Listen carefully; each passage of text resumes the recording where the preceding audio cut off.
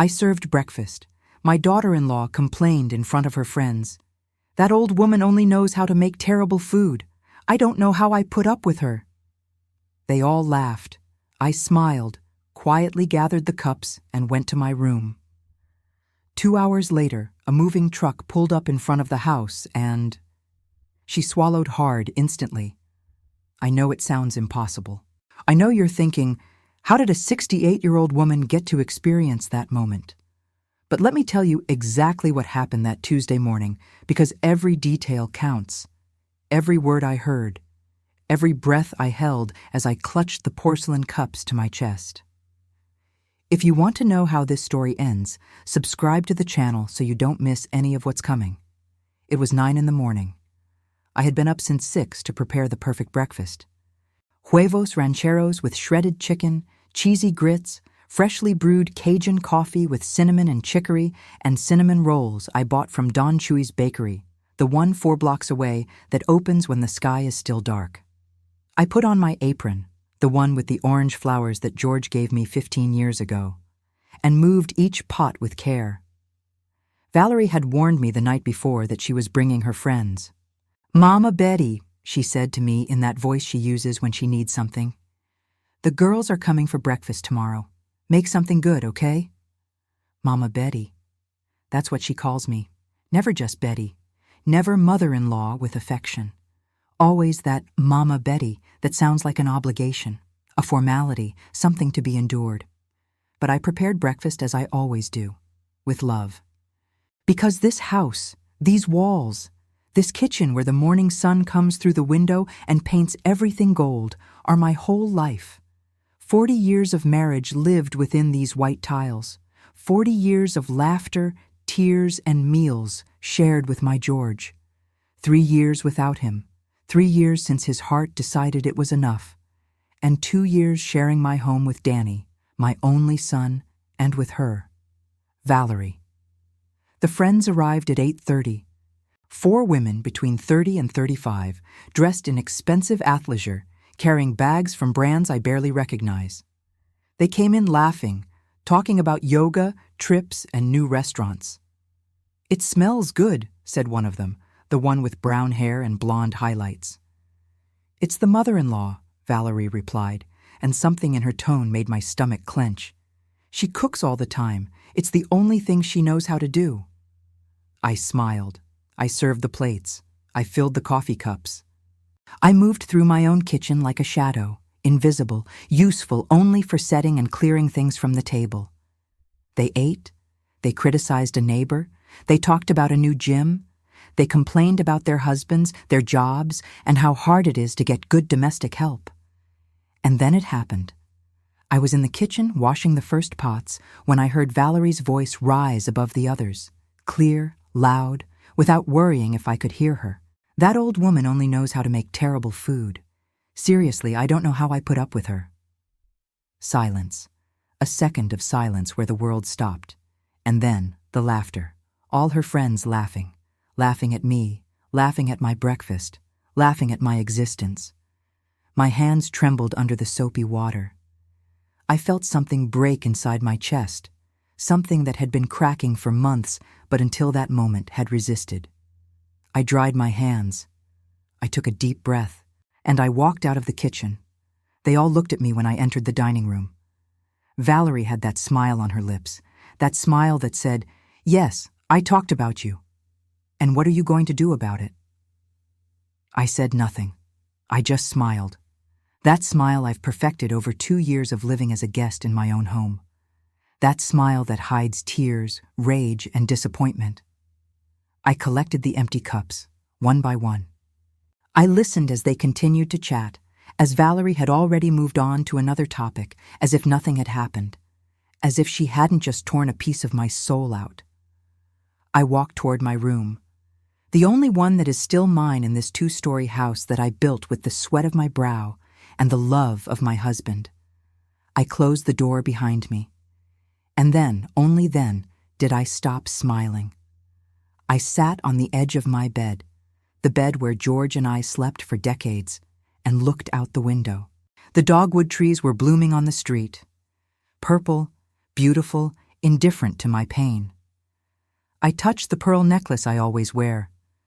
George gave it to me on our 35th anniversary.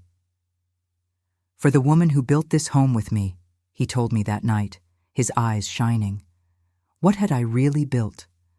A house where I was now called that old woman? A home where my own daughter-in-law humiliated me in front of strangers? I didn't cry. I had no tears left for these things. But something changed in that moment. Something deep. Something definitive. I opened the drawer of my nightstand and took out my old cell phone. I looked for a number I hadn't dialed in months. Mr. Smith, the lawyer who had handled all of George's papers, the man who had been at our weddings, baptisms, and birthdays. Family, even if he didn't share our blood. I dialed. I waited. Betty? His voice sounded surprised.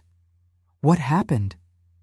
Smith, I said, and my voice came out firmer than I expected. I need you to come and see me. Today. It's urgent. Are you okay? No, I replied, looking at the closed door of my room. But I will be. I hung up. I put away the phone, and I sat there, listening to the laughter that still came from the dining room. 2 hours later, as Valerie was saying goodbye to her friends at the door, a moving truck pulled up in front of my house. It wasn't the truck she expected, and her face when she saw it. That face was worth every second of humiliation I had endured. But I'm getting ahead of myself. Let me tell you everything from the beginning. How I got to that moment. How a 68-year-old woman, widowed, seemingly defeated, silently planned the most important move of her life. Because what Valerie didn't know was something very simple. I built that house. I have the deeds. And I was about to remind everyone who Estela Ramirez truly was. To understand what happened that Tuesday, you need to know the history of this house. Because it's not just a property, it's not just walls and ceilings. This house is the living testimony of 40 years of sacrifice, love, and dreams fulfilled through hard work. I met George when I was 23. He was a mechanic at a garage downtown, and I sold sandwiches on the corner of Main Street. We met on a rainy day when he offered to share his umbrella with me. Your sandwiches will get wet, he told me with that crooked smile that would later make me fall in love 1,000 times. We got married 6 months later in a simple ceremony. We rented a room in the South Side neighborhood. We shared the bathroom with 3 other families. We cooked on an electric hot plate. But we were happy. My God, we were so happy. Someday, George would tell me as we counted our coins before sleeping, we'll have our own house, with a yard, with space for our children to run. And we worked like crazy for that dream. George started working double shifts at the garage. I continued selling sandwiches, but I also started sewing clothes for orders. I worked until dawn with my old Singer machine, the one that had belonged to my mother. My fingers sometimes bled from so much sewing, but every dollar I earned went straight into the Maxwell House coffee can where we kept our savings. It took us 12 years. 12 years of sacrifice, of doing without, of not going to the movies, of not buying new clothes, of saving every penny as if it were gold. And then, in 1983, we bought this land in the River Oaks neighborhood. It was smaller than it is now, only 2,000 square feet, but it was ours. The day we signed the deeds, George carried me in his arms, even though I protested. You're crazy. The neighbors will see us, I told him. He just laughed. Let them see us.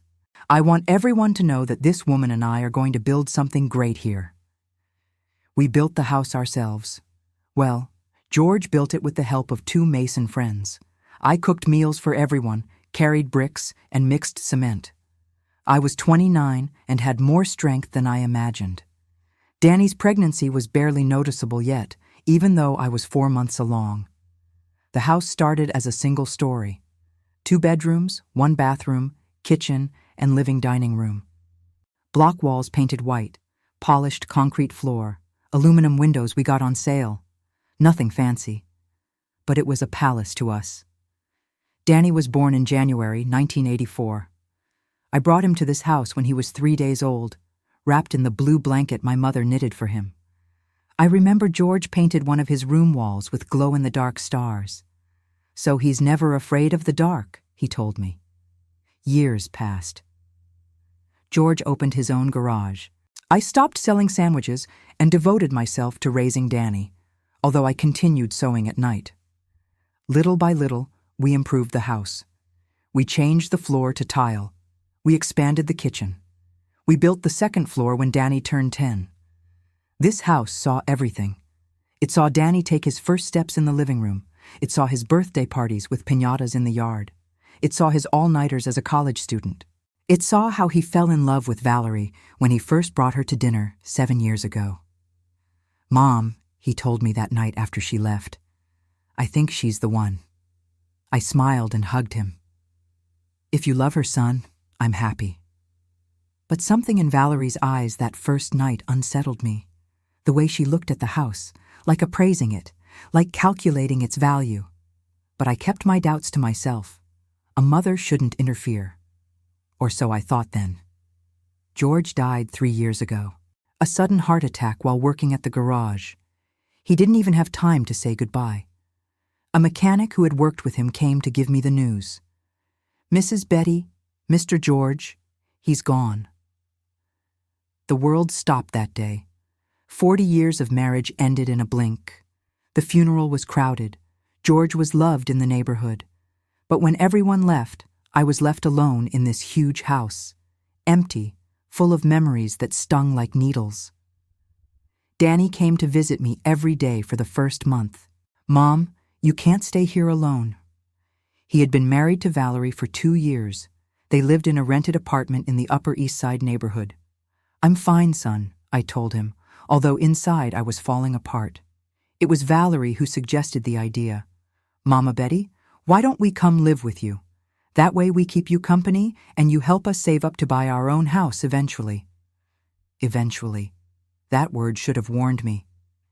"It's temporary, Mom," Danny insisted.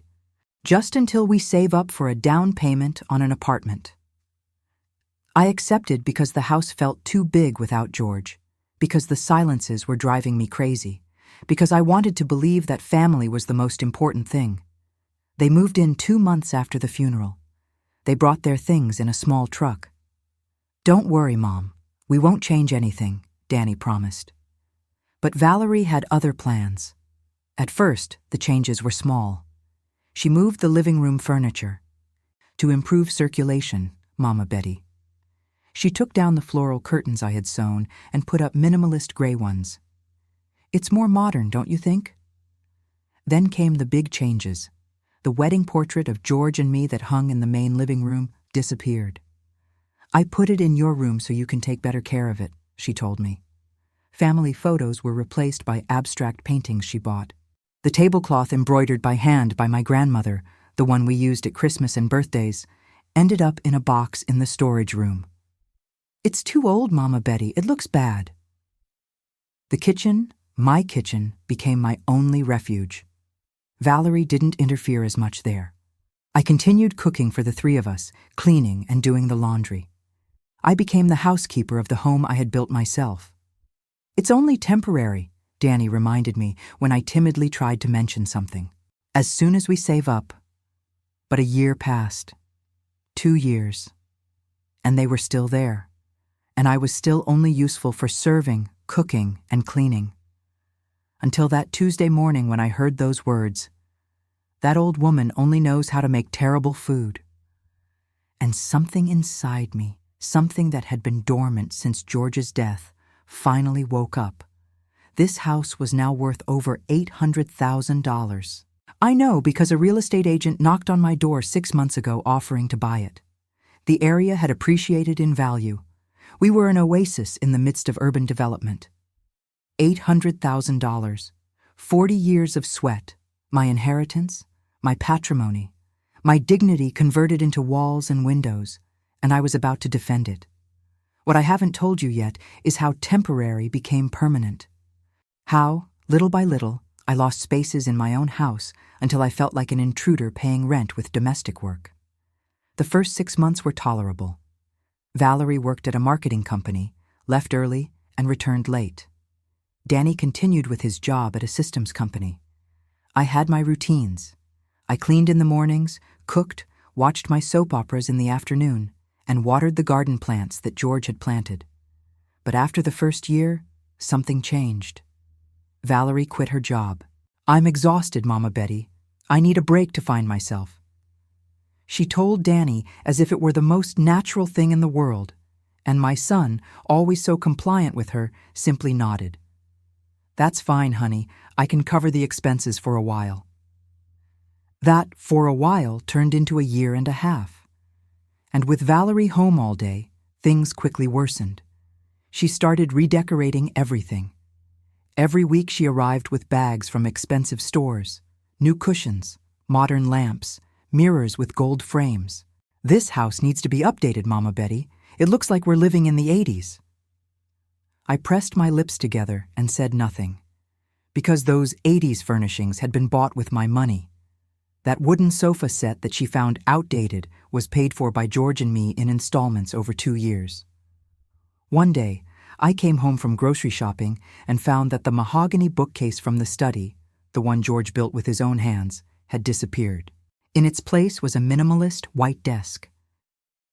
"Where is George's bookcase?" I asked, feeling my throat close up. "Oh, Mama Betty, it was worm-eaten. I asked some guys to take it away. It was no longer useful." Valerie didn't even look up from her cell phone as she replied. "But that bookcase..." I couldn't finish the sentence. That bookcase held George's mechanics books, his technical magazines, and the photographs from when he opened his garage. "I already bought you a new one. More functional." She pointed toward a melamine shelf in the corner. That night, I cried in my room. I cried for that bookcase, for George, for feeling so small in my own home. Valerie's friends started coming over more often, 2-3 times a week. They settled into the living room that had been my pride, with their designer bags thrown on the sofa, their heels on the coffee table. I served them coffee, snacks, whatever they asked for. I had become the unpaid employee. "Mama Betty, can you fix us something to eat?" It was always the same request, not a question, an order disguised as courtesy, and I prepared it. Sandwiches, tacos, pizza, food they later criticized between laughs. "Oh, it's too greasy." "I don't eat carbs anymore." "Do you have something lighter?" But that wasn't the worst part.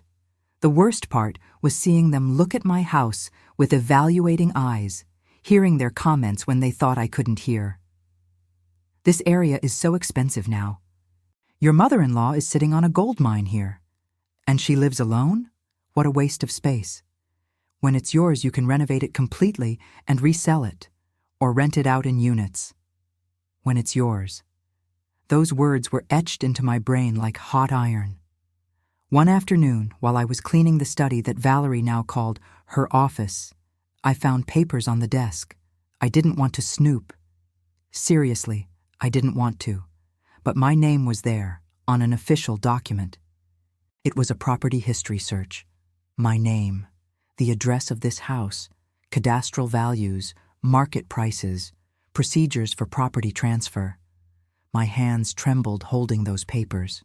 Why was Valerie investigating this? Why did she need to know how much my house was worth?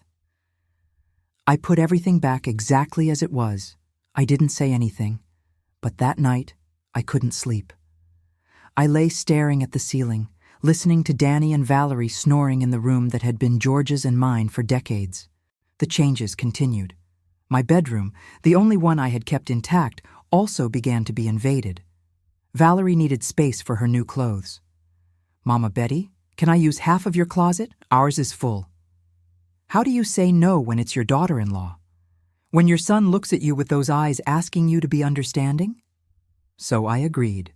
And my clothes ended up compressed into a corner, while Valerie's dresses took up the spots where George's shirts, which I still kept because they smelled like him, used to hang. The garden plants, the ones George religiously watered every afternoon, started to die. Valerie hired a gardener who pulled up the rose bushes to put down synthetic turf. "It's more practical, Mama Betty. It doesn't need maintenance." I had taken care of those rose bushes for 20 years. George pruned them every spring. We had red, yellow, and white roses. The garden smelled heavenly in May. Now, it was a patch of green plastic that looked like a golf course. I stopped recognizing my house. The smells were different. The sounds were different. The spaces that once filled me with peace now suffocated me. And Danny, my son, didn't see anything, or didn't want to see.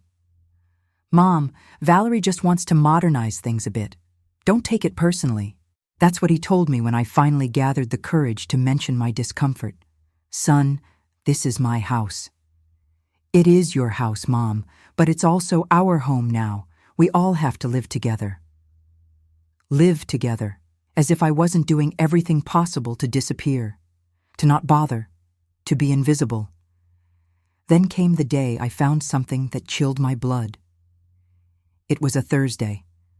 Valerie had gone out with her friends. I was cleaning her office desk. Yes, now I cleaned her office. When a folder fell to the floor. The papers scattered, and there, in black ink and legal lettering, it was. A power of attorney. Signed by Danny, granting himself the authority to administer the real estate assets of Estela Ramirez, widow of Cordero. The date, 4 months ago. My son had signed a document giving himself power over my properties. When? How? Why hadn't he consulted me? My legs wouldn't hold me. I sat on the floor of that office, surrounded by papers that talked about transfers, valuations, and notarial procedures. And then I saw another document, printed from an email. Valerie writing to someone named Patricia. "The old woman won't last much longer. She's 68 and already looks worn out. When she goes, this house will be all ours. I already got Danny to sign the power of attorney.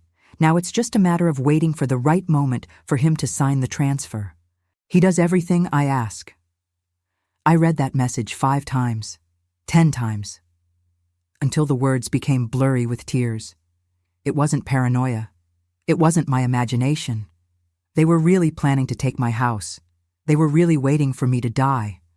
Or worse, for me to sign papers I wouldn't even understand. I put everything back exactly as it was.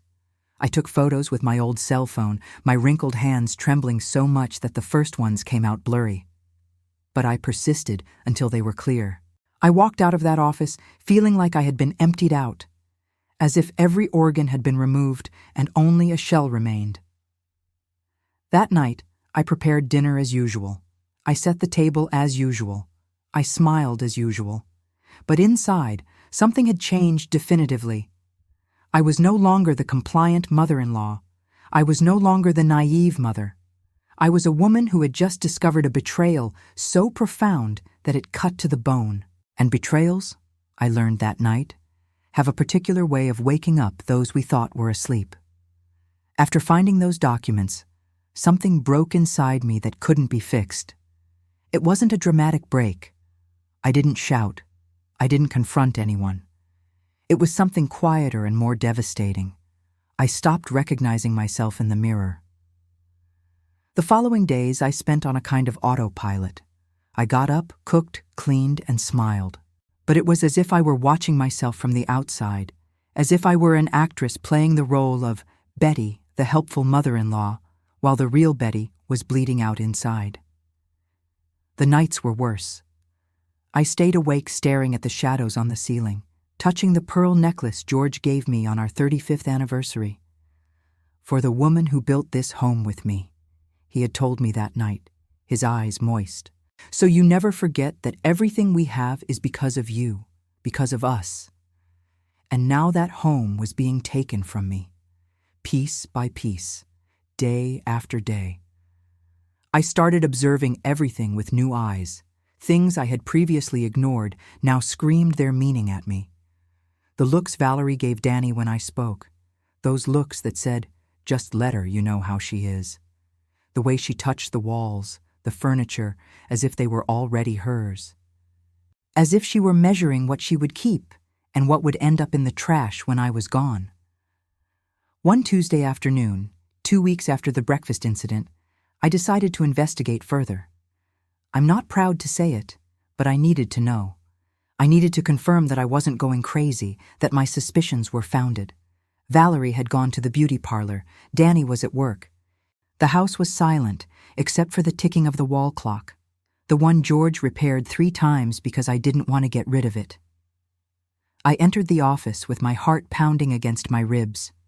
My hands trembled as I opened the desk drawers, folders, receipts, invoices for things I hadn't authorized or seen. An invoice from a jewelry store, $8,500. A white gold bracelet. Another from a spa, $3,200. Full facial rejuvenation package. Receipts from expensive restaurants. Trips to Miami I didn't know they had taken.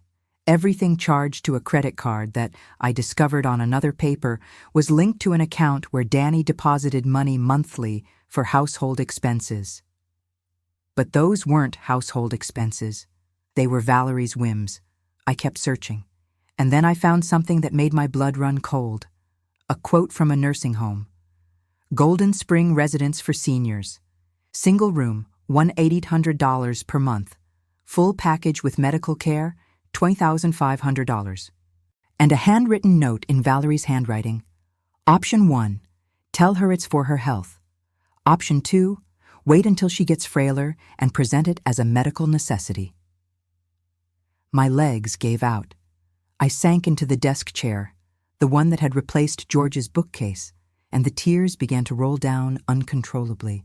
They didn't just want my house, they wanted to kick me out of it, to lock me up in a place where they could forget about me while they enjoyed the patrimony that George and I built over 40 years. How long had they been planning this? Since when was my son, my own son, a part of this conspiracy? I took more photos. Every document, every receipt, every paper that proved what they were doing. My fingers were no longer trembling. The sadness was transforming into something different, something colder, more calculating. I found more things. Bank statements that showed large withdrawals, $5,000 here, $7,500 there, money that was supposedly for house repairs but never materialized into any visible improvement. And then, at the bottom of the last drawer, wrapped in a plastic bag, I found something that broke my heart into pieces. George's gold pocket watch. The one his father had given him when he turned 21. The one he cherished like a treasure and that I had desperately searched for after his death. I took it out with trembling hands. It was dusty, abandoned, as if it were worthless, but next to it was a piece of paper, a receipt from a pawn shop. They had pawned it for $4,500, and they had never told me. I pressed the watch against my chest and finally allowed myself to cry.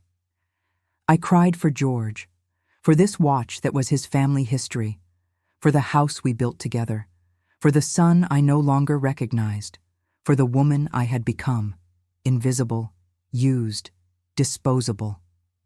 I cried until I had no tears left, and when my eyes dried, something else emerged in their place. Fury, not the explosive fury that screams and throws things, the cold fury that thinks, that plans, that waits for the exact moment to act. I wiped my face. I took the watch and put it in the pocket of my apron. I arranged the entire desk exactly as it was. I closed the drawers. I turned off the light. And when Valerie returned that afternoon with freshly styled hair and red-painted nails, I was in the kitchen preparing dinner, smiling, helpful, seemingly defeated. "Smells good, Mama Betty," she said, as she checked her cell phone without even looking at me. "It's your favorite," I replied in a sweet voice. "Chicken pot pie." "Perfect. I'm hungry." She went to her room without even looking at me. I continued cooking, but inside my head, the pieces of a plan were beginning to fall into place. Because if I had learned anything in 68 years of life, it was this: patience is a weapon, silence is a strategy, and underestimation is the biggest mistake anyone can make. They had underestimated me. They had treated me like a silly old woman who didn't understand anything, who would sign whatever they put in front of her, who would meekly go to a nursing home when they suggested it for her own good. That night, After everyone fell asleep, I took out my cell phone. I dialed Mr.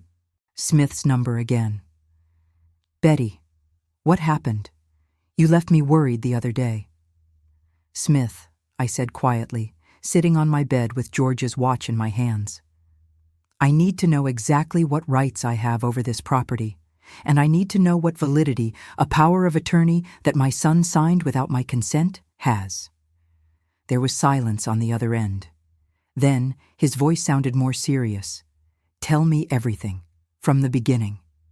And I told him. Everything. The documents. The plans. The nursing home. The pawned watch. The invoices. The humiliations. Every detail, while my voice remained firm, even though my heart ached. "Betty," he finally said, "that house is solely in your name. George was very clear in his will. And that power of attorney? If it was obtained under deception or without explaining the full scope to you, it can be contested." "What can I do? What do you want to do?"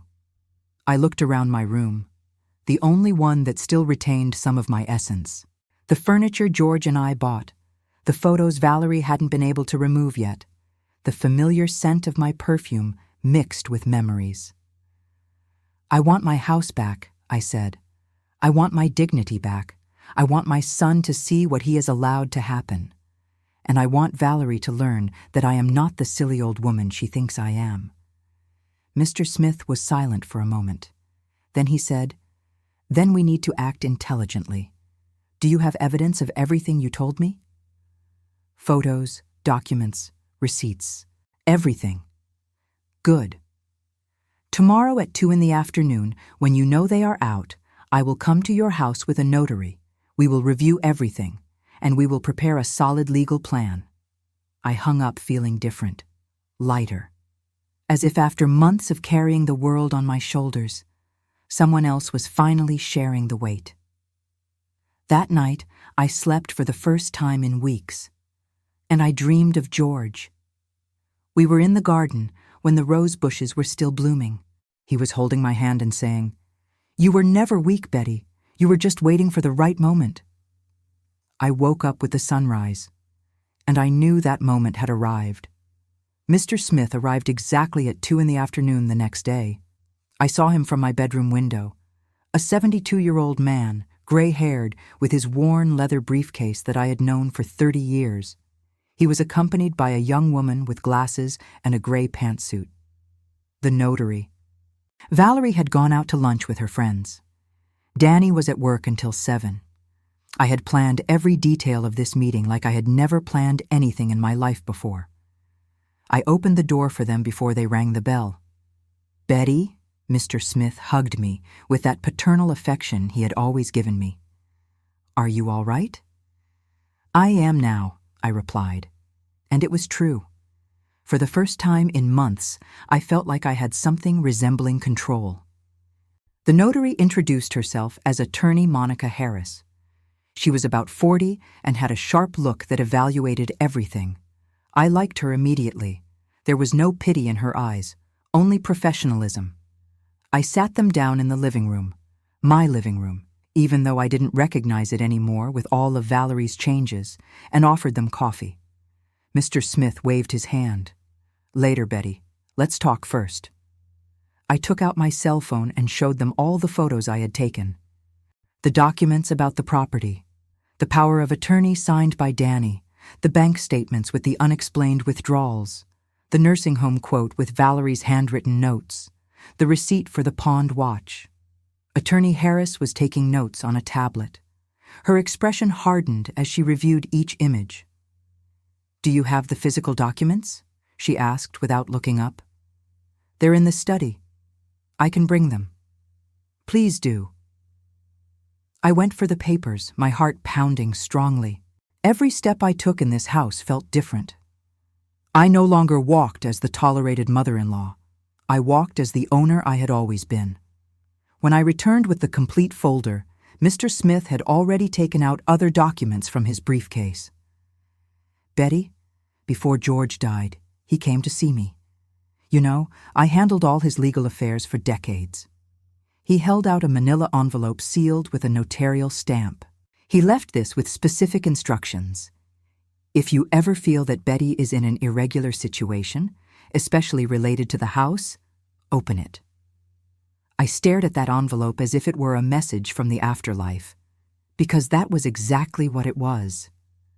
George knew. George was a very observant man. He didn't know specifically what might happen, but he knew human nature, and he knew the value of what you two built together. Mr. Smith carefully opened the envelope. This is a notarized declaration he made 3 months before he died.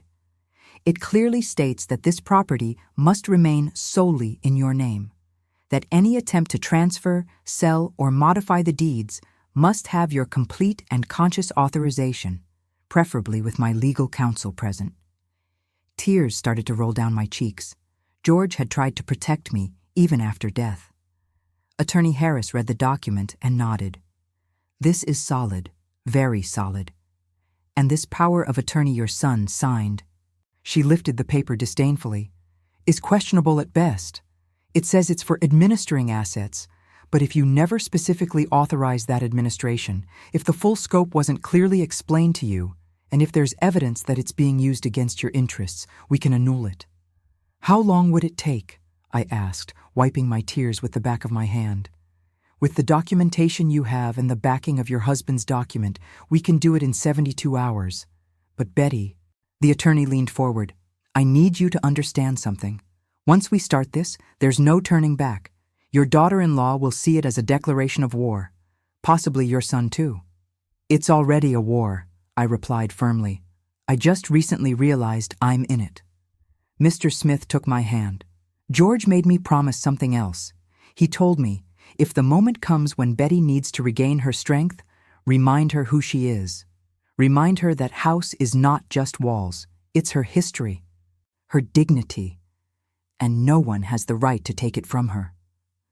His eyes shone with unshed tears. You've been foolish, Betty, but a foolish woman with deeds in her name, and that changes everything. Those words hit me like cold water. He was right. I had been foolish. Foolish for allowing them to treat me this way. Foolish for confusing a mother's love with the obligation to endure everything. Foolish for believing that being good meant being invisible. What are my options? I asked, straightening up in my seat. Attorney Harris opened a notebook. Option 1, direct legal confrontation. We file an eviction lawsuit for undue occupancy, annul the power of attorney, and remove them from the property. It's the fastest, but also the most aggressive. Option 2, you give them an ultimatum. You show them all this evidence, explain that you know their plans, and give them a deadline to voluntarily vacate. Less legally traumatic, but dependent on their cooperation. And if they don't cooperate? Then we go back to option 1 anyway, but at least you gave them a chance. I thought about Danny, my son, the child I raised, the man who had signed papers behind my back, but who perhaps, just perhaps, didn't truly understand what he was allowing. I want them to see what they've done, I said slowly. I want the moment of truth to be impossible to ignore, that they can't hide behind excuses or justifications. Mr. Smith smiled. It was a sad but proud smile. Then let's do this right. Let's document everything legally. Let's prepare the eviction order. And when you're ready, when the precise moment comes, we act. We spent the next 2 hours reviewing every detail. Attorney Harris photographed all the original documents. We made an inventory of everything Valerie had sold or pawned without my authorization. We calculated the damages. Over $85,000 in antiques, jewelry, and valuable objects that had disappeared from my house. You can file criminal charges for this, the attorney said. Misappropriation, trespassing, fraud. I don't want to destroy my daughter-in-law, I replied. I just want to get back what's mine. I want her to return what she stole, and I want her out of my house. And your son? That question hurt more than all the humiliations combined. Danny, he needs to see the truth. He needs to wake up. And if that means temporarily distancing himself from me, so be it. because a son who allows his mother to be treated like that is not the son I raised. Mr. Smith squeezed my hand. George would be proud of you right now. When they left, it was almost 5 in the afternoon. I stayed seated in the living room, looking at the walls that no longer held the photos of my life. But something had changed. I no longer felt small in this space. I no longer felt like the intruder. Valerie returned at 6, loaded with shopping bags. She walked in laughing about something she had seen on her cell phone. "Hi, Mama Betty. Is dinner ready?" "Almost," I replied with a smile. "Today I made your favorite, meatloaf." "Perfect. I'm hungry." She went to her room without even looking at me. I returned to the kitchen. But while I stirred the sauce, I couldn't stop smiling, because now I had something Valerie didn't know I had. I had a plan. I had legal backing. I had evidence. And I had, for the first time in years, the absolute certainty that I was not alone in this. That night, while I served dinner, while Valerie and Danny ate and talked without paying attention to me, I watched them with different eyes. I watched them like someone who knows a secret, like someone who has cards up their sleeve, like someone who is about to change the game completely. "Mom, the meatloaf is delicious," Danny said with his mouth full. "Thank you, son," I replied softly. "I made it with a lot of love, like everything I do in this house." Valerie didn't even look up from her phone, but it didn't matter, because very soon she was going to have to look at me. She was going to have to really see me. And that day, that coming day that I was carefully preparing, was going to be unforgettable. I went to sleep that night with George's watch on my nightstand. I had cleaned it carefully, removing the dust of neglect. It shone now under the lamplight. "It won't be long, honey," I whispered, touching the watch glass. "It won't be long before I get back what's ours." And for the first time in 3 years, I felt George heard me, that he approved, that he was there, guiding me toward the moment when I would finally stand up and say, "Enough." The following days, I became someone I never thought I would be, a detective in my own house. But not a clumsy, obvious detective. No. I became careful, meticulous, invisible in a whole new way. Now my invisibility was my weapon. I started documenting everything, every movement, every expense, every visitor. I had a small notebook hidden in my apron pocket where I wrote down times, conversations, and details I would have ignored before. Mr. Smith had told me, "The more evidence we have, the more solid the case will be. We can't leave room for doubt." So I didn't leave any. I discovered that Valerie had been selling things online for months. I found the profile she used on a sales app. I found it by accident when she left her laptop open one day, and I went to clean the living room. Everything was there. Photos of my German porcelain dinnerware that I had inherited from my mother. Antique, excellent condition, $2,800.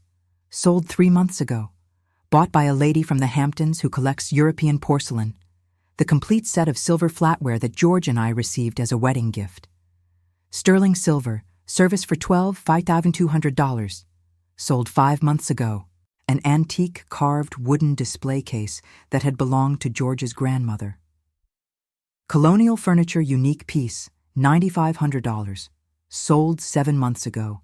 Every photo I saw was a stab. Every price was a betrayal. But I kept my calm. I took screenshots of everything. Every post, every conversation with buyers, every bank transfer. My hands trembled, but I didn't stop until I had everything documented. I saved everything in a folder in my email. Mr. Smith had shown me how to do it. Create a new account that only you know. Save everything there. It's your backup. I followed the old posts. I found more things. A wall clock that had belonged to my mother-in-law, bronze candlesticks, a collection of antique coins that George had collected for years. All sold. All converted into money that went into Valerie's accounts. I did the math. In total, she had sold objects for over $34,000. $34,000 of my family history converted into designer bags, trips, and beauty treatments. But that wasn't all. One afternoon, while Valerie was at the gym, I checked her bank statements that she kept in a folder in the study. I'm not proud of having done it, but I needed to know the complete truth. I found transfers that chilled my blood. Large withdrawals from the joint account that Danny and she supposedly had for household expenses. $5,000. Kitchen remodeling. But the kitchen was exactly the same as always. $7,500. Waterproofing repair. But the roof had never had problems. $12,000. Electrical system update. But the wires and outlets were the same as always. Phantom work after phantom work. Money that was supposedly for improving the house, but never materialized into any real improvement. Where had all that money gone? I kept investigating. And I found the answer in an envelope, hidden behind some decorative books Valerie had placed on the shelf. Quotes for apartments. In Manhattan. In Brooklyn. In the Hamptons. Luxury apartments with prices between $400,000 and $600,000. And a note in Valerie's handwriting. When we have the house free, we'll sell it for $800K. We pay for one of these apartments and we'll have money left over to invest. Danny agrees. We just need to convince the old woman to go to the nursing home for her own good. I had to sit down. My legs wouldn't hold me. It wasn't just that they wanted my house. They had already planned exactly what they would do with the money from my life, with my patrimony, with everything George and I worked for over 40 years. And Danny agreed. My son, my only son, the child who was born in this house, who grew up within these walls, who promised at his father's funeral that he would always take care of me. I photographed everything, every quote, every note, every paper that proved their intentions.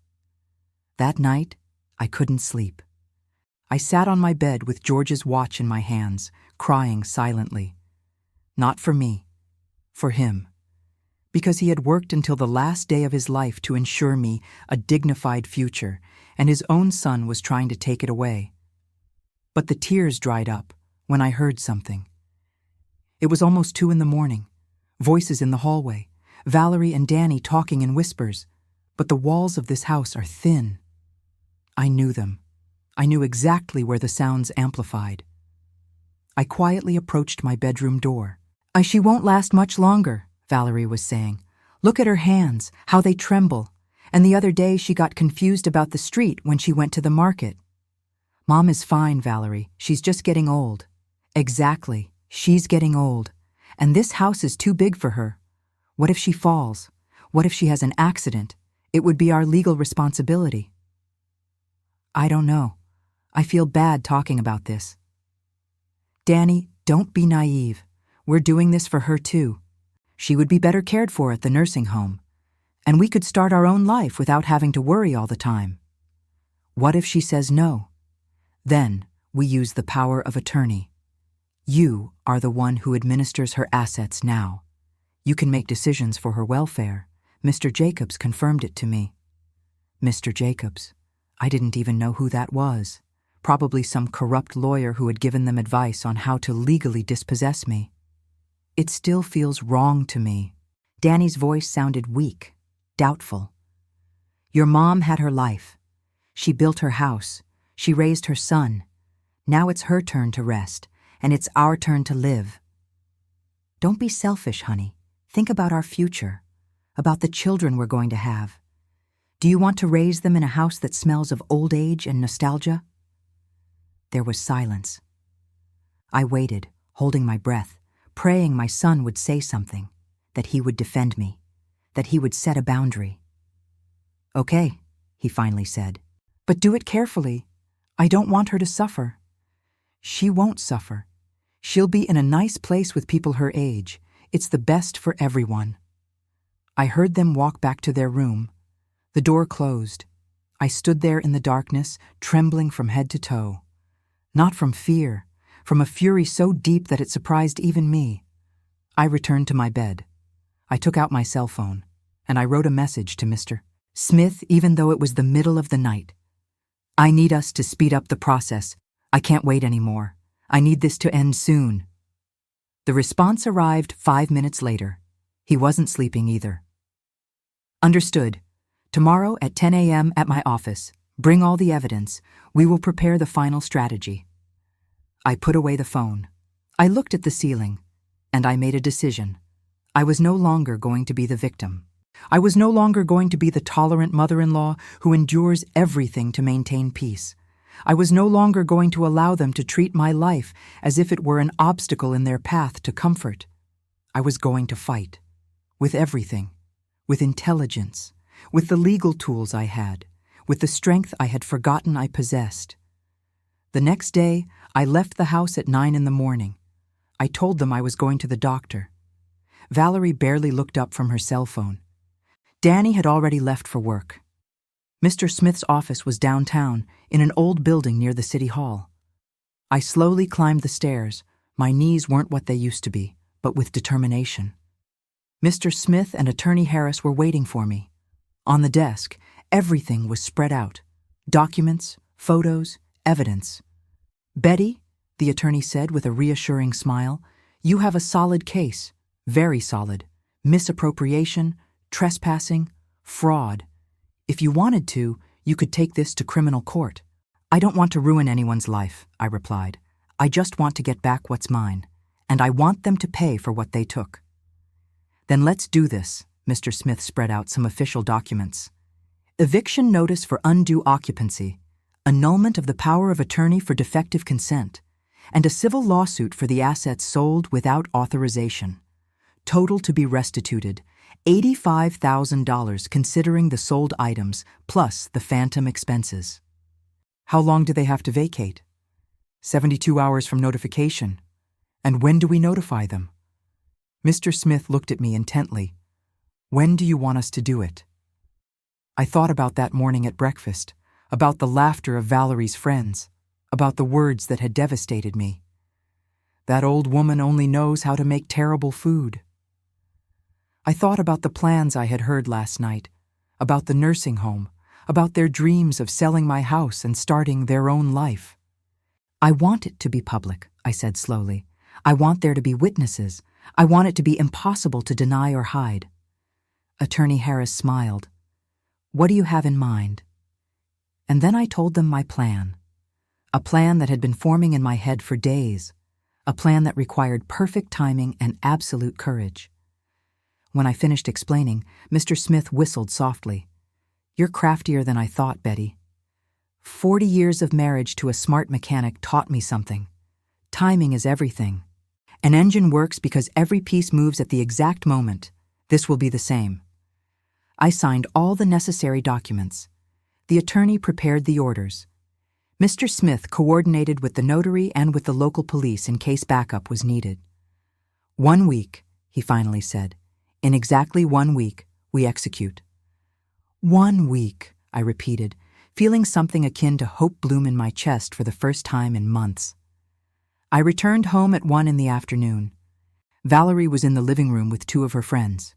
They saw me come in. "How was the doctor, Mama Betty?" she asked with that fake tone of concern. "Fine," I replied with a smile. "He said I'm strong as an oak, that I'll live many more years." I saw her smile tighten a little, how her eyes hardened. "That's good," she finally said. "That's good." But it wasn't good. Not for her, and I knew it. I went to the kitchen to prepare coffee for her guests.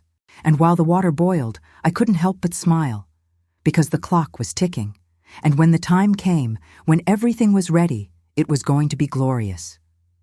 The week passed in slow motion and at lightning speed at the same time.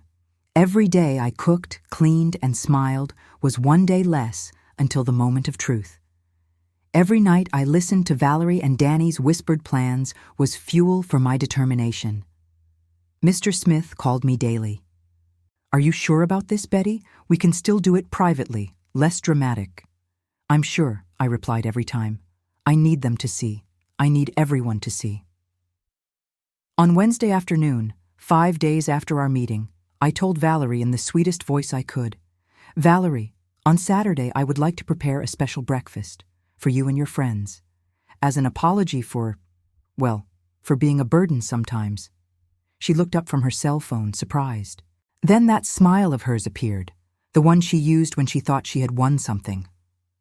Seriously, Mama Betty? You don't have to. I insist. I want to do it. You always tell me my food isn't good, so I want to try to improve. Prepare something special.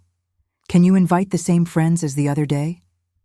I saw the calculation in her eyes, the opportunity to humiliate me again in front of her social circle, to reaffirm her position as the lady of the house while I was barely the obsolete mother-in-law. Okay, she finally said. I'll invite them. What time? 9 in the morning, and please tell them to come. It's important to me. Of course. How thoughtful of you. Her tone was condescending, like someone talking to a child trying to do something nice but pathetic. That night I called Mr. Smith. Saturday, 9 in the morning. Everything ready? Everything ready, he confirmed. The notary will be there at 11. The eviction order is signed. The court officers will be on standby, and the moving truck will arrive at 11:15. Perfect. Betty, how do you feel? I was silent for a moment, touching George's pearl necklace. I feel alive, Smith. For the first time in 3 years, I feel completely alive. On Friday, I bought everything for breakfast. I spent $350 from my own pension.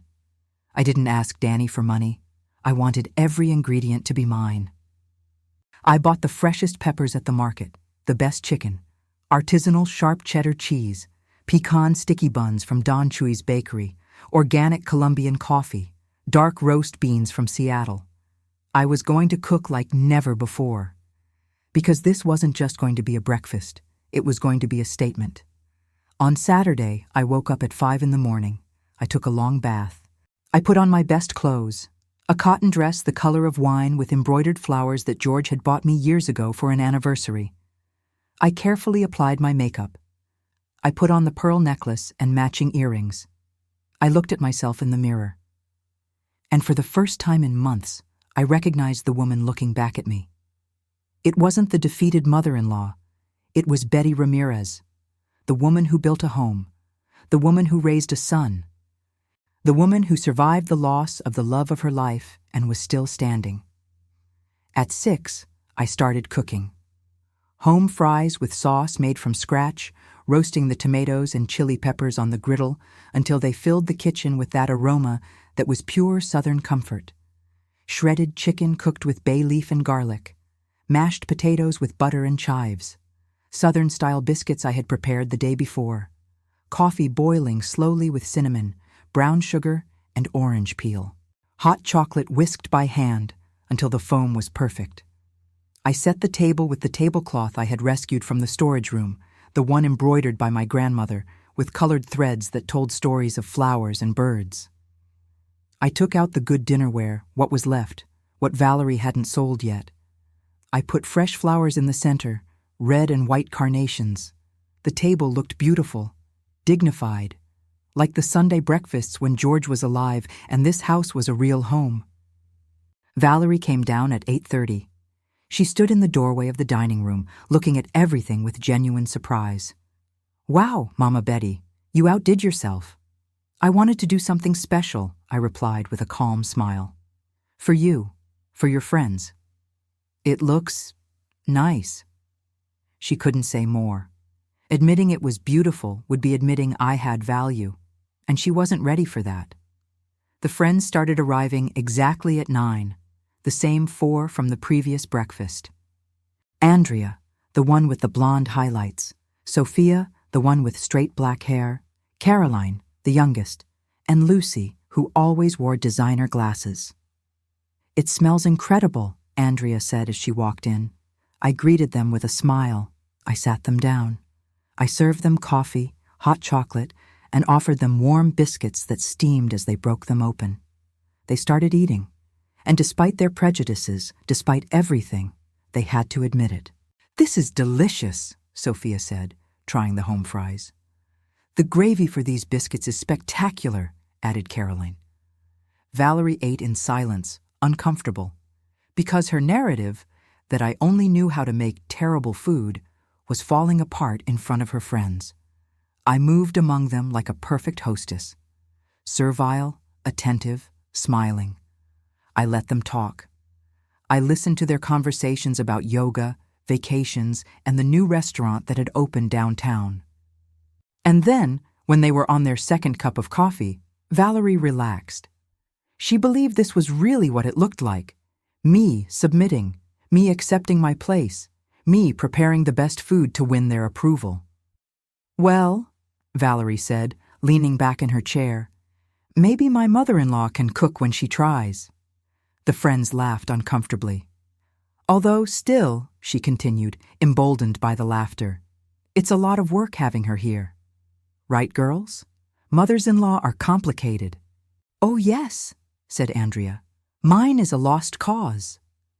Mine wants to come live with us, added Caroline. I told my husband, over my dead body. Valerie laughed harder. We're already looking at options to relocate her. There are some very good nursing homes now, with activities, with people her age. She'll be better off there than cluttering up a house that needs young people. The words floated in the air like knives. I was still standing next to the side table, holding the coffee pot. I smiled. More coffee? I asked in a sweet voice. Yes, please.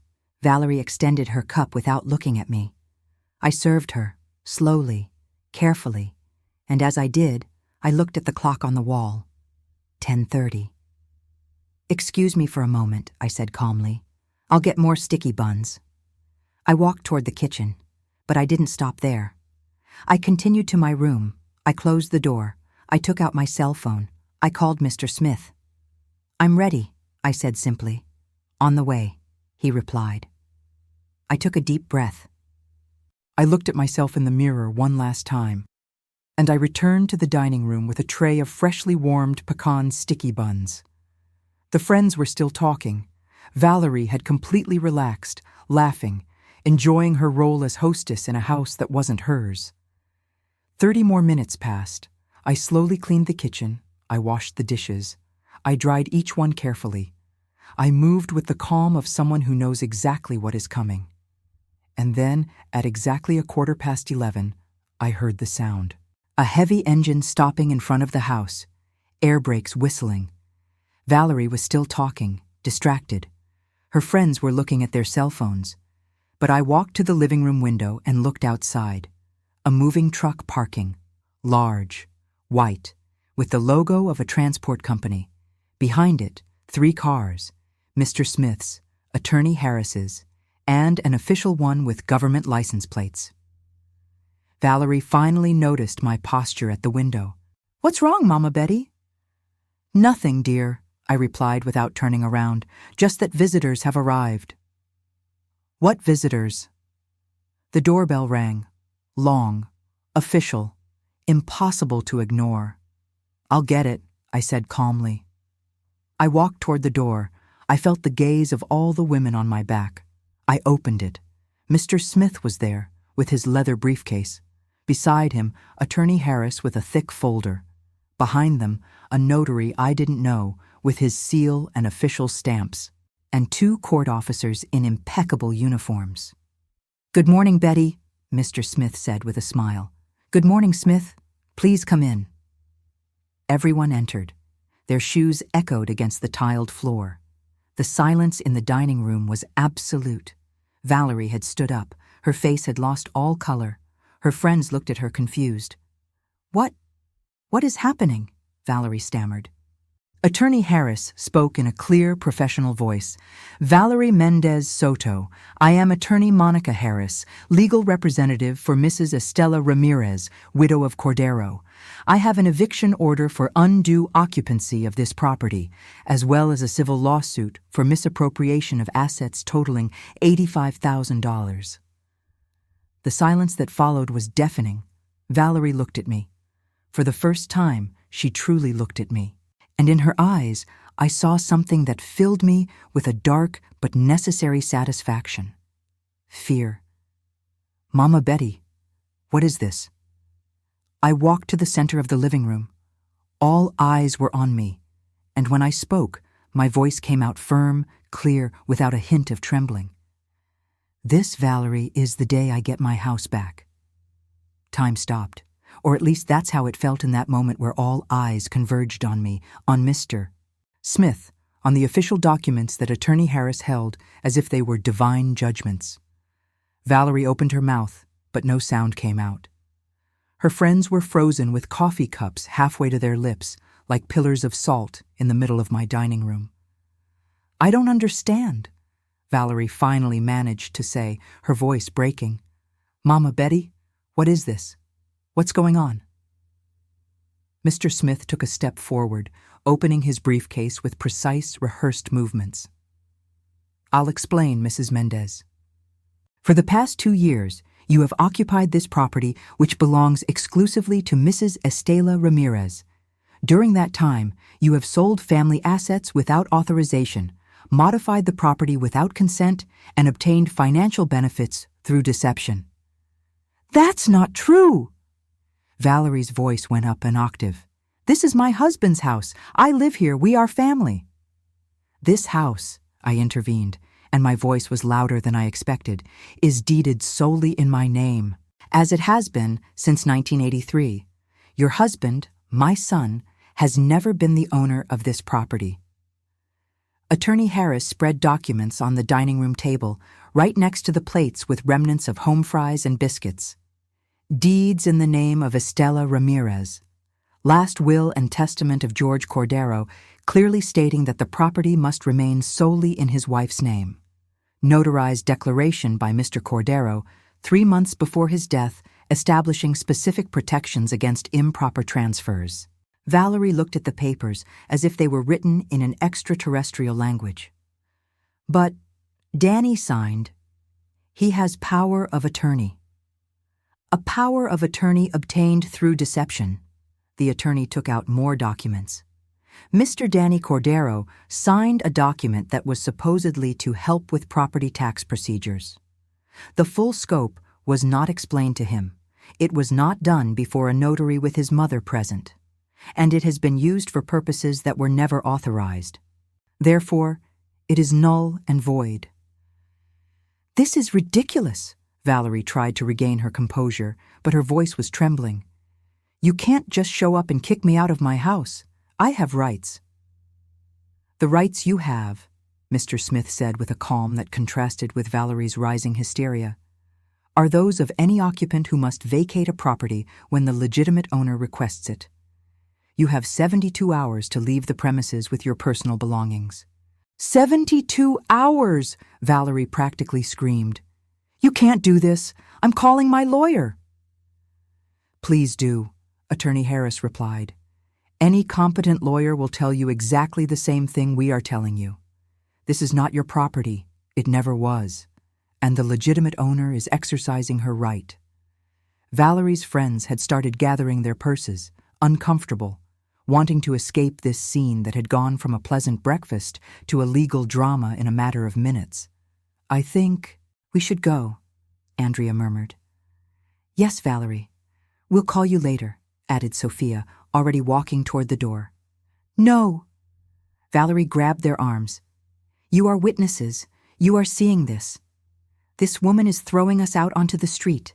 Me and her own son. Caroline gently but firmly pulled away from the grasp. Valerie, this is a legal matter. Among family. We shouldn't be here. But you heard. She prepared this breakfast to humiliate me. This whole thing was a trap. Lucy, the last one heading for the door, stopped and looked at me directly. With all due respect, Valerie, what I heard during breakfast was you talking about putting your mother-in-law in a nursing home, in her own house. I think she has the right to defend herself. And they left. All 4 of them. Leaving Valerie alone in the middle of the living room, surrounded by lawyers, officers, and a mother-in-law who was no longer the invisible woman she thought she knew. In addition to the eviction order, Attorney Harris continued, as if there had been no interruption, we have complete documentation of all the assets you sold without authorization. She spread out more papers, photographs, screenshots of the online posts. German porcelain dinnerware, $2,800. Sterling silver flatware, $5,200. Colonial display case, $9,500. Gold pocket watch, $4,500 pawned and never recovered. And the list continues to total $34,000 in sold items. Valerie had turned white as a sheet. Additionally, Mr. Smith added, we have bank statements showing withdrawals from the joint account with your husband for repairs and improvements that were never carried out. Total, $51,000. Total amount to be restituted. Attorney Harris closed the folder with a sharp snap, $85,000. You have 30 days to make the payment, or you will face criminal charges for misappropriation and fraud. Valerie collapsed into a chair. Her hands were trembling. I don't have that money.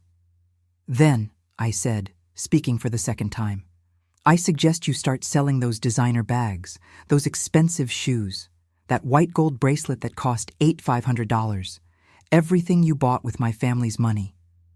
She looked at me with pure hatred, but behind the hatred was something more. Disbelief, shock, the realization that she had completely underestimated the old woman she thought she could manipulate. Why? She whispered. Why all this? Why now?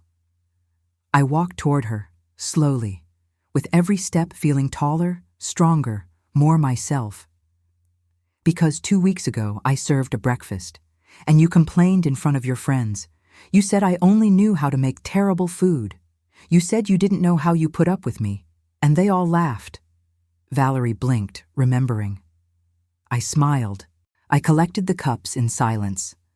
I went to my room, and in that moment, something inside me said, enough.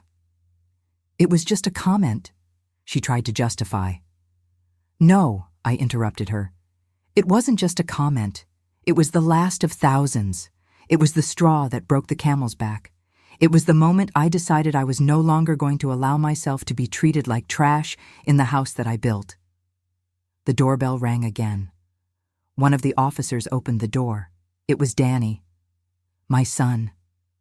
Coming home from work, still in his office shirt, tie loose, he walked in smiling, unprepared. What is everyone doing? The smile froze when he saw the scene, the documents, the officers, the moving truck visible through the open door. Mom, what's going on? And there it was, the moment I had dreaded the most, facing my son. Seeing his face when he realized I knew, that I had discovered his betrayal. Danny, I said, and my voice trembled just a little. Come, sit down. There are things you need to see. He walked in slowly, looking between Valerie, who was now crying silently, and me, who looked at him with a mixture of love and disappointment, so profound that it hurt physically. Mr. Cordero, Mr. Smith extended his hand. I'm Smith Vega, your family's lawyer for 30 years. Do you remember me? Yes, of course. Mr. Smith, you handled the papers when my dad died. Exactly. And now I'm here because your mother asked for my help. Please sit down. Danny sat down, confused, scared. Attorney Harris showed him the same documents, the sales, the withdrawals, the nursing home quotes, the plans to sell the house. I watched his face go through a range of emotions, confusion, shock, disbelief, and finally, horror. Valerie, he turned to his wife, did you sell my grandmother's things, my dad's watch? We needed money, she sobbed. We had money. I work. You haven't worked in a year and a half. Why did you need to sell my family's things? For us. For our future, for when this house was ours. This house was never going to be ours. Danny jumped up suddenly.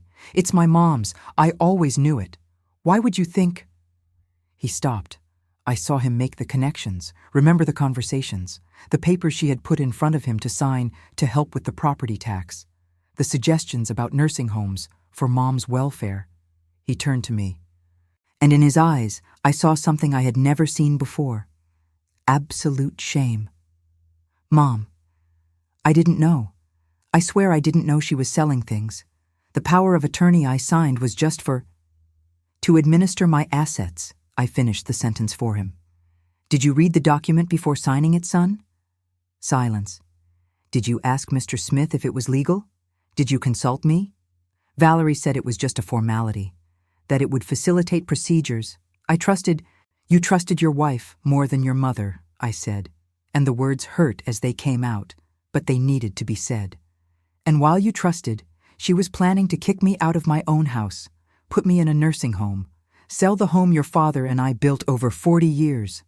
Danny slumped back into the chair, his head in his hands. My God, Mom, I'm sorry. I'm so sorry. Apologies don't bring back your father's watch, I said harshly. Apologies don't bring back your grandmother's dinnerware. Apologies don't erase 2 years of humiliations. I know. What can I do? Tell me what to do to fix it. I looked at my son, the child I had raised, the man who had allowed all this out of weakness, out of blindness, out of misdirected love. You can start, I said slowly, by supporting the eviction order. You both have 72 hours to remove your things from my house. You can leave together, or you can leave separately. That is your decision. But you are leaving. Mom, I have nowhere to go. You have a job. You have a salary.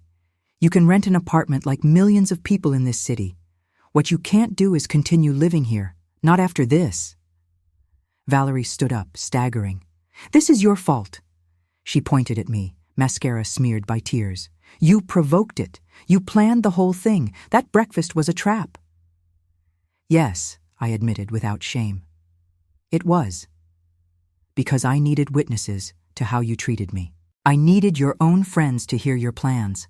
I needed this moment to be impossible to deny or hide. You're a manipulator. I'm a 68-year-old woman, I interrupted her with a voice of steel, who finally decided to defend herself. Call it what you want. I call it justice. The court officers started to move. One of them spoke. Mrs. Mendez, Mr. Cordero, you have 72 hours to vacate the property. You may take all your personal belongings. Any item belonging to Mrs. Ramirez must remain. The notary will take inventory now to ensure nothing more is taken. The notary took out his camera and started photographing everything. The living room, the bedrooms, the furniture. Every object was recorded. Mr. Smith put a hand on my shoulder. Are you all right? I nodded, though I was trembling from head to toe. Not from fear, from liberation, from adrenaline, from the overwhelming feeling of having recovered something fundamental. My voice. I'm fine, I said. Better than fine. The workers from the truck started coming in, not to take things away, that would come later, but to mark and classify, to ensure that when Valerie and Danny left, they only took what truly belonged to them. Valerie ran up the stairs, still crying. Danny remained seated, his head in his hands, shattered. And I stood in the middle of my living room, my house, my home. For the first time in 2 years, I felt like I could breathe. The next few hours were a whirlwind. The notary went through every room with his camera, documenting every piece of furniture, every object, every detail. Mr. Smith and Attorney Harris reviewed papers in the dining room, checking inventories against the lists I had prepared for weeks.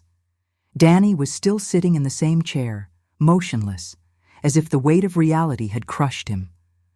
From upstairs came sounds of drawers being opened and closed violently. Valerie was packing furiously. I approached my son. I sat in front of him. I waited until he finally lifted his head and looked at me with red-rimmed eyes. Mom, his voice broke. I don't even know what to say. Then listen, I replied firmly, but without cruelty. Because there are things you need to understand. He nodded, swallowing. When your father died, this house became my only refuge. Not just because it was my home, but because every wall, every corner held 40 years of our life together. the sacrifices we made, the sleepless nights working, the dreams we fulfilled brick by brick. I know, Mom. No, you don't know, I interrupted him, because if you did, you would never have allowed Valerie to sell your father's watch. That watch your grandfather gave him when he turned 21. That watch your dad cherished his whole life like a treasure. Danny closed his eyes, the pain evident on his face. I searched for that watch for months after your father died, I continued. I cried every night thinking I had lost it, that I had failed to take care of something so important to him. And all the while, your wife had it pawned for $4,500. Money she used to buy clothes and jewelry while I cooked and cleaned as if I were the maid. Mom, I never saw you as a maid.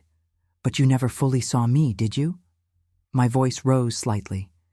You never noticed how your father's photos disappeared, how the furniture he built with his own hands was replaced by modern junk, how the rose bushes he planted were torn out to put down green plastic. I was working all day. I thought they were just decorative changes. And the power of attorney, Danny? I confronted him directly. Was that just decoration too? You signed a document giving yourself control over my assets. Did you read what you were signing? Silence was his answer. Your wife put that paper in front of you. I took out the document and put it on the table. And you signed without asking. Without consulting Mr. Smith. Without even telling me. Why? Because I trusted her, he whispered. Because she's my wife and I thought she just wanted to help. And me, son? Didn't you trust me? Your own mother who raised you, who gave you everything, who never failed you? Tears began to roll down his cheeks. I'm sorry, Mom. I was a fool. A blind, selfish fool. Yes, I agreed, without softening it. You were. And meanwhile, your wife was planning to lock me up in a nursing home. I took the quote out of my pocket and put it in front of him. The page with the nursing home options. The handwritten note. Option 1, tell her it's for her health. Option 2, wait until she gets frailer. I watched him read, how his face went from sadness to anger. She was going to institutionalize you. And sell this house for $800,000, I added. Buy an apartment in the Hamptons. Start her real life without the nuisance of the old mother-in-law who only knows how to make terrible food. God! Danny stood up abruptly. Valerie! His shout echoed through the house. We heard hurried footsteps on the stairs. Valerie came down with swollen eyes, makeup ruined. What? She replied defiantly, though her voice was trembling. Danny showed her the nursing home papers. This? Were you seriously planning this? It was for her welfare, Valerie tried to defend herself. She's old. This house is too much for her. She'd be better cared for in a nursing home. Lies. Danny threw the papers away. It was so you could sell her house, so you could have money, for your comfortable life while my mother, the woman who gave me life, rotted in a nursing home room. It's not her house forever. It was going to be ours someday. It was never going to be ours, Danny roared. How could you think that? How could you be so... He stopped, the reality sinking in. Did you ever love me? He asked with a broken voice. Or was it just for the money? For the house? For what you thought you were going to inherit?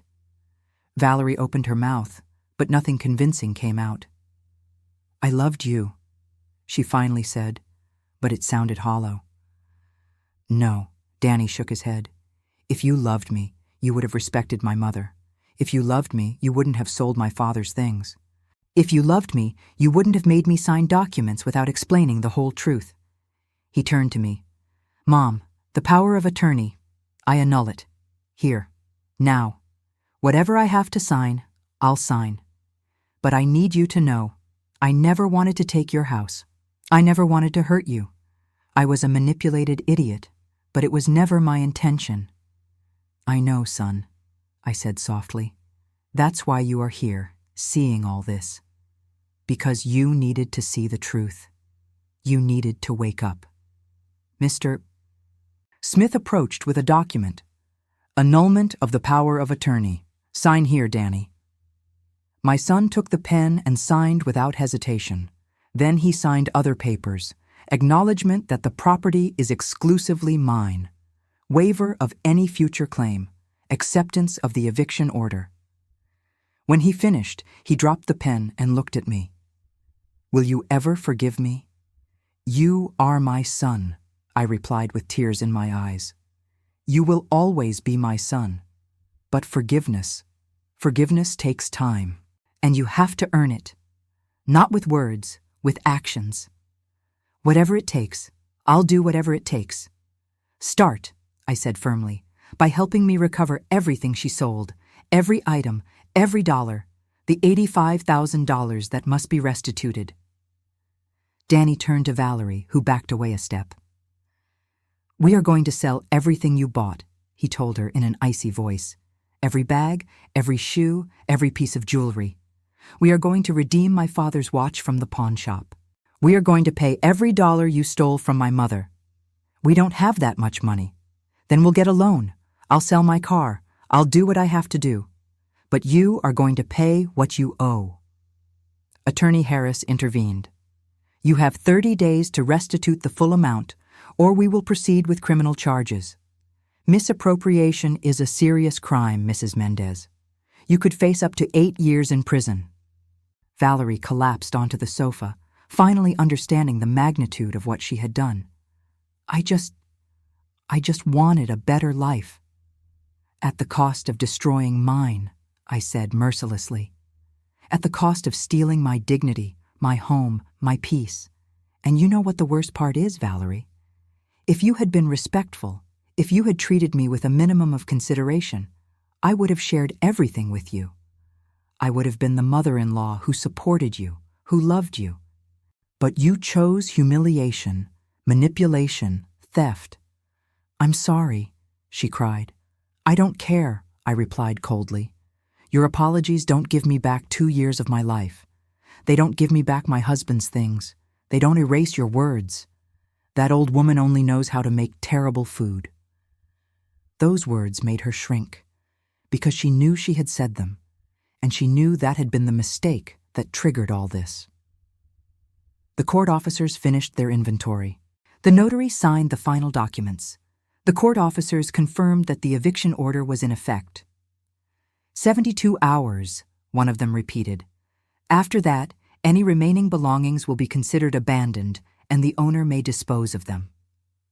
Danny nodded. We will leave tomorrow. I don't need 72 hours. I will rent an apartment today. Together? I asked, looking between him and Valerie. There was a long pause. Danny looked at his wife with an expression I had never seen on him. Absolute disappointment. I don't know, Mom, he finally said. I need to think. I need to process all this. But for now, yes, we'll leave together. Because she is legally still my wife. But if our marriage survives this... He left the sentence unfinished. Valerie sobbed silently but did not protest. She had no arguments left, no manipulation, no power. Mr. Smith and Attorney Harris started packing their things. Betty, Mr. Smith hugged me. You did well. George would be proud. Thank you, Smith, for everything, for helping me get my voice back. When everyone left, the lawyers, the notary, the officers, the truck workers, I was left alone in the living room with Danny and Valerie. You can stay this last night, I said wearily. I want you gone tomorrow. And every Sunday, Danny, you can come for lunch if you want.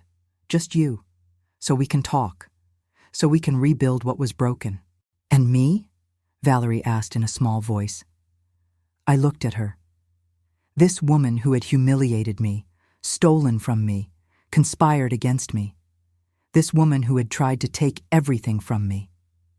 You, I said slowly, are not welcome in my house ever again.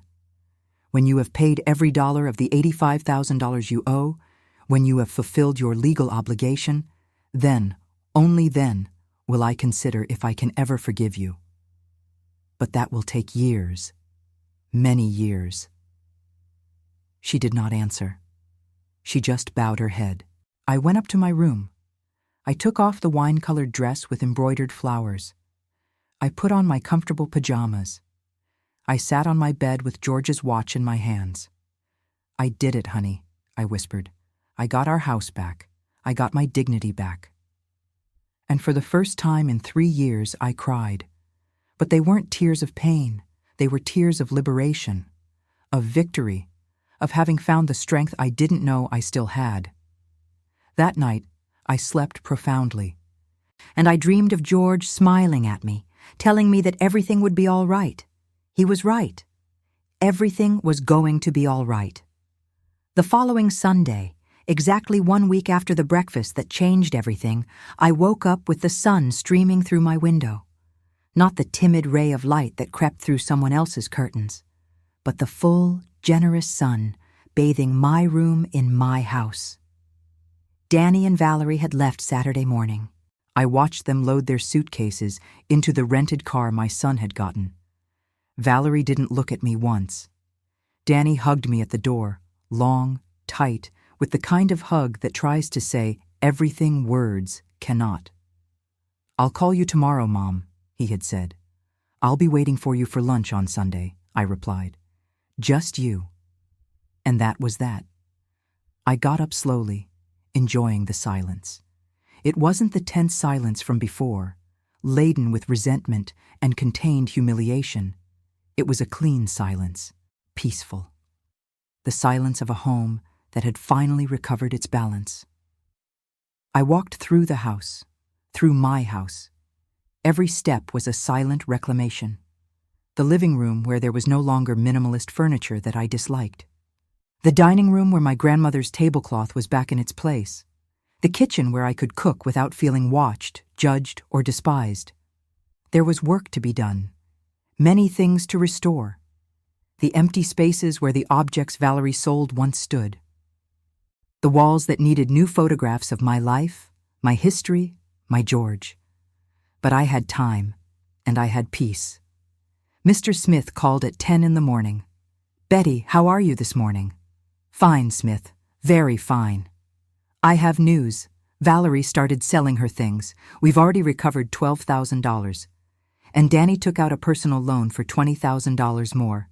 They are going to meet the payments." "And George's watch?" "We recovered it yesterday from the pawn shop. It's here in my office. You can come get it whenever you want." Tears sprang instantly. "I'm on my way right now." I dressed carefully. Beige linen pants, an embroidered white blouse, my comfortable shoes, George's pearl necklace. I put on light makeup and styled my hair meticulously. I wanted to look good. I wanted to feel good. I took a taxi to Mr. Smith's office, watching the city pass by the window. How many times had I walked these streets with George, hand in hand, planning our future? How many times had we promised each other that nothing would separate us? And here I was, widowed but not defeated, alone but not destroyed, stronger than I ever imagined. Mr. Smith greeted me with a warm smile and handed me a small black velvet box. Inside, shiny and restored, was George's pocket watch. He had had it cleaned and repaired. The gold gleamed like new. The mechanism worked perfectly, the soft, constant ticking like a beating heart. "Thank you," I whispered, pressing the watch against my chest. "Thank you for everything, Smith." George made me promise that I would take care of you if anything happened, and I did. But Betty, the truth is, you took care of yourself. I just gave you the tools. You were the one who had the courage to use them. I returned home with the watch in my purse, touching it every few minutes to make sure it was real. That I had recovered it. On Sunday, at 1 in the afternoon, Danny rang the doorbell. He was alone. He carried a bag of sticky buns from Don Chewy's bakery and flowers, red carnations, my favorites. "Hello, Mom." "Hello, son. Come in." I had prepared beef stew with biscuits, his favorite dish since childhood. The one George cooked and I made for him on all his birthdays. Rice pilaf, baked beans, freshly made cornbread I bought at the market that morning. We sat down at the table, the same table where so many family meals had taken place, but now there were only two of us, mother and son, trying to rebuild bridges that had burned. "Mom," Danny began after the first bite, "I've been in therapy." I looked at him surprised. "I found a therapist. I need to understand how I allowed all this to happen, how I was so blind, so weak." "You are not weak, Danny. You were manipulated." "Maybe, but I was also an accomplice, signing that power of attorney without reading it, never asking you how you felt, not noticing that Dad's things were disappearing. All of that was my responsibility." We ate in silence for a moment. The stew tasted exactly as it should, rich, complex, with that hint of red wine that George adored. "And Valerie?" I asked finally. Danny sighed deeply. "We are separated, not divorced yet, but we live in different apartments. She is selling everything as we agreed. She worked with a consignment agency for the designer bags and jewelry. All the money goes directly into your restitution account. And you? How are you?"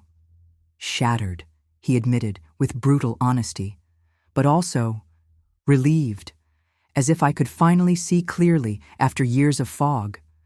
"The therapist says Valerie was a narcissist, that she used manipulation techniques, that she slowly isolated me from you without me realizing it. I don't want you to think this was all her fault. It's not," he interrupted me. "I was also to blame. Because at some point, I chose the comfort of not seeing over the discomfort of confronting. I chose to believe her lies because it was easier than admitting I had made a mistake by marrying her." His eyes filled with tears. "Dad never liked her, did he?" The question took me by surprise, but it was true. "Your father, he had reservations. He told me once, months before he died. 'Betty, that girl looks at our house as if she's counting money.' But I told him not to judge so quickly, that Danny loved her, and that was enough." He was right. Yes. But a father can't live his son's life. You had to learn on your own. And although it hurt, God, how it hurt, to see all this happen, I also understand that some lessons are only learned by falling. Danny wiped his tears with a napkin. "Will you ever completely forgive me?" I got up, walked around the table, and hugged him. This son of mine, this man who made mistakes but was trying to mend them. "I already forgave you, Danny. The day you signed the annulment of the power of attorney. The day you took my side. The day you accepted the truth even though it hurt. That day, I forgave you." He cried in my arms like he hadn't since he was a child. And I held him, remembering all the times I had carried him when he fell, when he was scared, when the world seemed too big for him. Because that's what mothers do. They hold, they forgive. But also, and I had learned this the hard way, they must set boundaries. They must demand respect. They must remember that love does not mean accepting mistreatment. When he calmed down, we returned to the table. We finished eating. I served coffee and the sticky buns he had brought. "Mom," he said while biting into a chocolate chip cookie, "I want to help you restore the house, to recover the things that were lost. Not financially, I know Valerie has to pay for that, but physically. Help you look for antiques similar to the ones she sold. To paint the walls. To plant new rose bushes in the garden. Would you do that?" "Of course. It's the least I can do. Besides," he smiled sadly, "it reminds me of when Dad and I worked together at the garage. Those were good times." "Yes," I agreed, touching the pearl necklace. "Good times." The following weeks, we established a new routine. Danny came every Sunday for lunch. During the week, he spent some afternoons helping me with restoration projects. We cleaned the garden. We planted new rose bushes, red, yellow, and white, like before. We painted the walls my favorite color, a warm beige that made the whole house feel like a hug.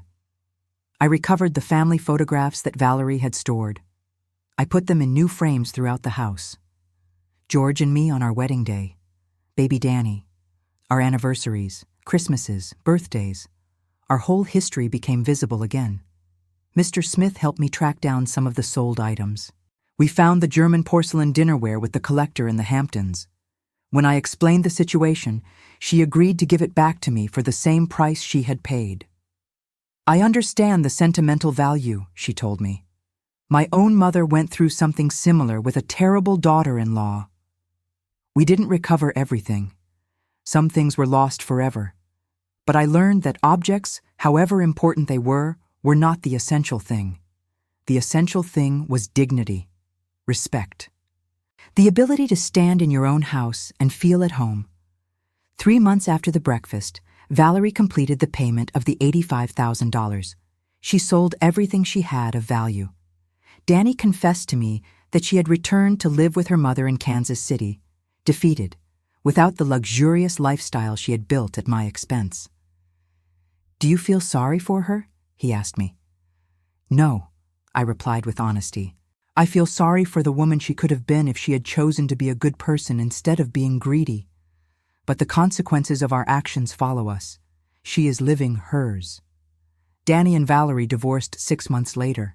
It was quick, without drama. She didn't ask for anything because legally nothing belonged to her. They never owned anything. Everything had always been mine. A year after the breakfast that changed everything, I made a decision. I opened my house, my beautiful restored house, to give traditional cooking classes. Twice a week, young people from the neighborhood came to learn the recipes my mother taught me, that her mother taught her. Perfect home fries, authentic beef stew, biscuits that melted in the mouth, homemade pecan sticky buns. Mrs. Betty, a 20-year-old girl named Lucy, told me, "You cook with so much love. It shows in every dish." Cooking, I explained as we kneaded dough, is not just mixing ingredients. It's transmitting history. It's honoring those who came before. It's creating something with your hands that nourishes not only the body, but the soul. And as I taught, as I shared my kitchen with these young women hungry for knowledge and tradition, I felt that I had finally found my purpose in this stage of my life. It wasn't just surviving, it was flourishing. Danny met someone new, a woman named Patricia, a kindergarten teacher, simple, genuine, who greeted me with respect the first time she came to the house. She didn't call me Mama Betty with that condescending tone. She called me Mrs. Ramirez until I told her, "You can call me Betty, dear." I saw how my son smiled differently with her, more authentic, more himself. "Do you think I'm ready for another relationship?" he asked me one Sunday. "I think," I replied carefully, "that you learned important lessons, that you went to therapy, that you faced your mistakes. So yes, I think you are ready. But this time, son, choose with your heart, but also with your eyes wide open." "I will, Mom. I promise." At night, when the house was silent and I sat in the living room with a cup of tea, I looked around and felt a deep peace. This house had been a battlefield. It had been the scene of my humiliation, but it had also become the scene of my resurrection. I took George's watch out of my pocket, I always carried it with me now, and held it under the lamplight, the constant, reliable ticking like the beat of a heart that refuses to stop. "I kept my promise, honey," I whispered as I did every night. I took care of our son. I helped him find his way back. And I didn't lose my dignity. I recovered it. I closed my eyes and could have sworn I felt his presence. Not in a ghostly or strange way, but in the way he had always been present, in the walls we built together, in the memories we shared, in the love he planted so deep in my heart that not even death could tear it out. 2 years later, Danny married Patricia in a small ceremony in my backyard. The rose bushes we had planted together were blooming splendidly, filling the air with their sweet perfume. When I handed the ring to Danny to put on Patricia's finger, I whispered to him, "Your father would be proud of the man you have become. I am too." Patricia hugged me after the ceremony. "Thank you for welcoming me into your family, Betty, And thank you for teaching Danny what real respect means. It was a tough lesson for all of us, I replied.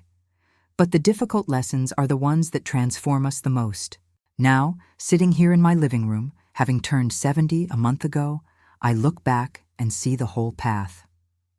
I served that breakfast 2 years ago. I heard those words that crushed me. That old woman only knows how to make terrible food. I don't know how I put up with her. I smiled. I collected the cups. I went to my room. And 2 hours later, a moving truck pulled up in front of my house and changed everything. Because that was the day I stopped being the silent victim and became the protagonist of my own story.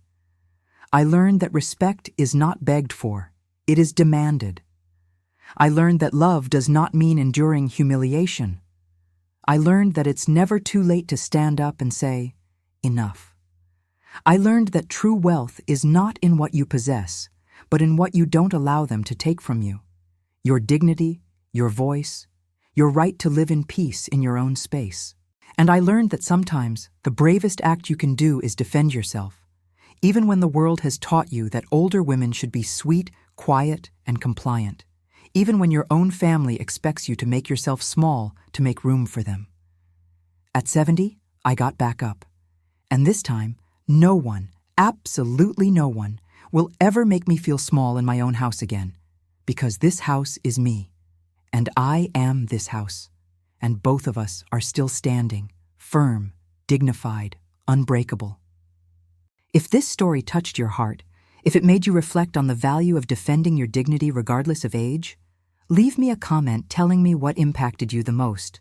Like it if you believe it's never too late to recover your voice. And subscribe to keep hearing stories of women who refuse to give up. And tell me, where are you listening to me from? I love knowing that these stories reach hearts all over the world. Because in the end, it doesn't matter if you are 30, 50, or 70 years old. It doesn't matter if you live in Texas, New York, California, or any corner of the planet. What matters is remembering this. Your dignity is not negotiable. Your respect is not discounted. And your value does not diminish with the years. It only refines, strengthens, and becomes unbreakable like steel tempered by fire. Never forget who you are. Never let them make you feel less than you are worth. And when that moment comes, that moment when you have to choose between false peace and true dignity, choose dignity. Always. Because life is too short to live it on your knees. The end.